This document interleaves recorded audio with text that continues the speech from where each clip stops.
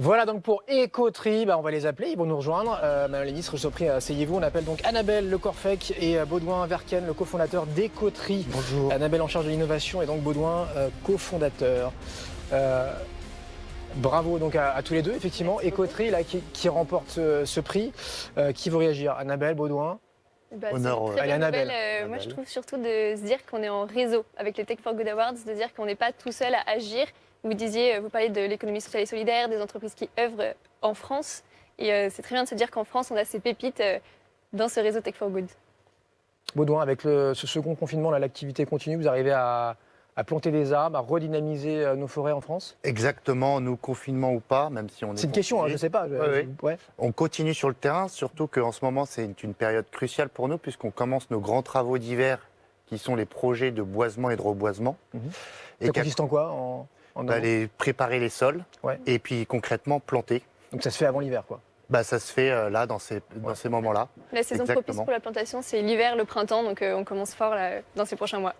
Et après, il y a tout l'aspect digital du concept d'Écoterie, qui est de rendre accessible au plus grand nombre l'accès à la forêt, à la connaissance forestière, à ses impacts en biodiversité, et puis surtout de former les gens sur ce sujet fascinant qu'est la forêt.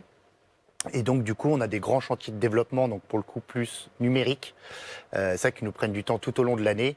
Et justement, la période de reconfinement est propice à se plonger dans des sujets de fond. Comment on investit, Annabelle? C'est quoi la mise de départ là? Comment on investit? En fait, à partir de 18 €, on peut devenir propriétaire d'arbres. L'idée, c'est de démocratiser l'accès à la propriété forestière. Et donc, un particulier peut aller sur le site internet écoterie.green, acheter son arbre, choisir s'il veut le planter en Bretagne, dans la Creuse, en Bourgogne. Et Brest, Écoterie, ouais. Nous, on vient de Brest à la base. Et maintenant, on s'étend même à l'international. Maintenant, on a ouvert un bureau à Copenhague il y a 1 an. Et l'idée, c'est de commencer par les forêts françaises et de continuer en Europe. Vous avez déjà investi, même la ministre a joué avec votre téléphone, vous n'êtes pas en train de checker vos SMS, hein, vous regardez quoi là? Moi j'ai plus beaucoup de SMS, je vous rassure. Je regarde 2 choses que je voulais montrer, je ne sais pas si la caméra peut montrer, mais on en parlait ensemble. C'est utile, environnemental évidemment, la forêt ça nous parle à tous, mais c'est aussi un investissement, je dirais, pérenne et durable. Vous me racontiez qu'un grand-père, par exemple, peut tout à fait acheter et financer tous les mois un arbre pour ses petits-enfants, et lorsque le grand-père disparaît, les petits-enfants héritent de l'arbre et peuvent continuer à faire grandir cet arbre. C'est intéressant parce qu'il y a tout un travail aussi sur le gain moyen espéré, tout à fait, qui est très intéressant et qui permet de voir après, par exemple, sur un noyer noir, après 54 ans, je ne suis pas sûr que je serai là pour le voir, mais l'horizon de coupe est dans plus de 50 ans, et bien quand il sera revendu pour en faire, comme vous me le disiez, des matériaux ou d'autres productions, le gain brut espéré est de 61 €. Ça veut dire que dans 54 ans, je bénéficierai, puisque je serai encore en vie, avec vous, de 61 €. Ça veut dire que c'est un investissement utile, environnemental, mais aussi pérenne, durable. Et c'est drôle, on touche là,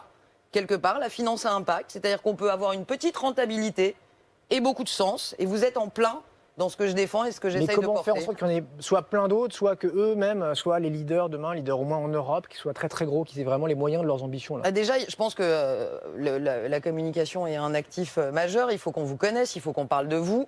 Et après, je pense aussi qu'il faut recommander, que ce soit à Bercy, et je vais regarder, que ce soit dans des grosses boîtes, des grandes boîtes qui cherchent à avoir des pratiques de RSE vraiment utiles. À ce moment-là, il faut partir dans des partenariats avec vous et que des acteurs plus costauds au plan corporate disent aussi, pour aller, soyons fous, mais 20 000 collaborateurs, on se lance, on fait un partenariat, on achète un arbre par collaborateur. Il faut aussi des grands donneurs d'ordre, au-delà du public, qui devraient pouvoir le faire aussi. C'est ça, pour moi, il faut réussir à engager 2 cibles. Donc à la fois les particuliers, par exemple pour Noël, on peut offrir un arbre, c'est un cadeau qui est très symbolique, qui attachait toute une tradition. C'est aussi du côté des entreprises, vous parliez des unités de compte avec l'assurance vie. Nous, on est aussi un outil financier qui peut venir s'intégrer dans les fonds d'investissement et qui peut devenir un actif vert et durable. On peut mettre des arbres dans son PEA. C'est ça, on a réussi, alors on prend de l'avance sur les grands chantiers de développement qu'Écoterie porte, mais on peut se raccrocher à l'industrie financière aujourd'hui à travers notre actif qui est un arbre. Alors c'était des longs mois de travaux, mais on est en capacité de le faire aujourd'hui. Bon, bravo à tous les deux. Donc Écoterie ce soir, le Grand Prix de l'environnement, enfin l'award de l'environnement. Je vous laisse le récupérer. Merci beaucoup, Merci beaucoup, la ministre. Et très honoré. N'oubliez pas votre téléphone. C'est pas étonnant que la Bretagne, qui est la première région ESS, marque des points, parce que c'est la région où il y a le plus d'emplois économiques, entreprises, économie sociale et solidaire. Et on est ravis de faire honneur à la Bretagne. Bravo. Merci à tous. Merci à vous. Merci beaucoup. Bravo.